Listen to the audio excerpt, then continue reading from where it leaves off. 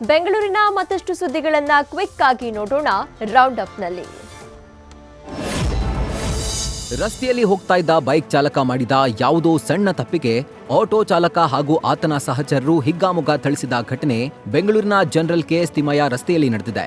ರಸ್ತೆ ಮಧ್ಯೆ ಆಟೋದಿಂದ ಇಳಿದು ಬಂದ ಈ ಪುಂಡರು ಬೈಕ್ ಸವಾರನಿಗೆ ಮನ ಬಂದಂತೆ ಥಳಿಸಿದ್ದಾರೆ. ಇವರು ರಸ್ತೆ ಮಧ್ಯೆ ನಿಂತು ಪುಂಡಾಟ ಮೆರೆದಿದ್ದರಿಂದ ರಸ್ತೆಯಲ್ಲಿ ಟ್ರಾಫಿಕ್ ಜಾಮ್ ಉಂಟಾಗಿ ಇನ್ನಿತರ ವಾಹನ ಸವಾರರು ಪರದಾಟವನ್ನು ನಡೆಸುವಂತಾಯಿತು.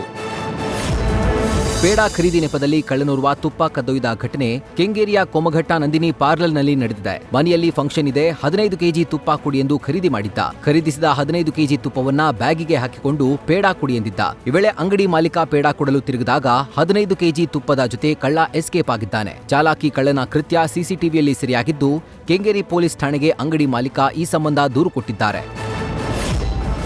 ಟೆಕ್ಕಿಯೋರ್ವರ ಪತ್ನಿ ಅನುಮಾನಾಸ್ಪದವಾಗಿ ಸಾವನ್ನಪ್ಪಿದ ಘಟನೆ ಬೆಂಗಳೂರಿನ ಮಂಜುನಾಥ ನಗರದಲ್ಲಿ ನಡೆದಿದೆ. ಸಂಧ್ಯಾ ಮೃತ ದುರ್ದೈವಿಯಾಗಿದ್ದಾರೆ. ಸಂಧ್ಯಾ ದಂಪತಿಗೆ ಮದುವೆಯಾಗಿ 5 ವರ್ಷ ಆಗಿದ್ದು 4 ವರ್ಷದ ಗಂಡು ಮಗು ಇದೆ. ನಿನ್ನೆ ರಾತ್ರಿ ಸಂಧ್ಯಾ ಮೃತದೇಹ ನೇಣು ಬಿಗಿದ ಸ್ಥಿತಿಯಲ್ಲಿ ಪತ್ತೆಯಾಗಿದ್ದು, ಸಂಧ್ಯಾ ತಂದೆ ನನ್ನ ಮಗಳಿಗೆ ಅಳಿಯ ಜಯಪ್ರಕಾಶ್ ಸಾಲ ಮಾಡಿ ಕಿರುಕುಳ ನೀಡುತ್ತಿದ್ದ ಅಂತ ಆರೋಪಿಸಿದ್ದಾರೆ. ಸದ್ಯ ಈ ಬಗ್ಗೆ ಬಸವೇಶ್ವರ ನಗರ ಪೊಲೀಸ್ ಠಾಣೆಯಲ್ಲಿ ಪ್ರಕರಣ ದಾಖಲಾಗಿದ್ದು ತನಿಖೆ ನಡೆಸುತ್ತಿದ್ದಾರೆ.